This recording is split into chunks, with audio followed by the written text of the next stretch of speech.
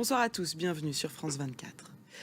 Les services secrets ukrainiens sont responsables. Voilà la conclusion de Vladimir Poutine après l'attaque samedi du pont stratégique qui relie la Russie à la Crimée. Le président russe tiendra ce lundi un nouveau conseil de sécurité. On l'écoute. Quelle est la situation sur place autour de ce pont stratégique en Crimée? Écoutez les précisions de Luc Lacroix et son équipe sur place pour France 2. Elle est arrivée accompagnée d'une quinzaine de ministres. Elisabeth Borne a entamé une visite de 2 jours en Algérie. L'ouverture d'un procès en correctionnel tant attendu à Paris, celui du crash du Rio Paris.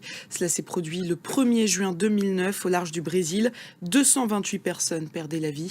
À partir de ce lundi, le constructeur Airbus et la compagnie aérienne Air France seront jugés durant 2 mois.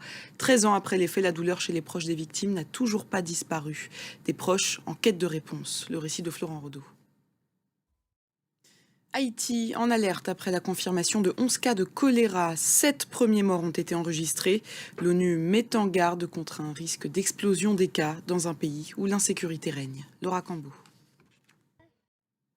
On va maintenant s'intéresser aux inondations au Pakistan, les pires de l'histoire du pays, conséquence du réchauffement climatique. Elles ont fait près de 1700 morts en quelques mois et ont forcé 8 millions de personnes à se déplacer.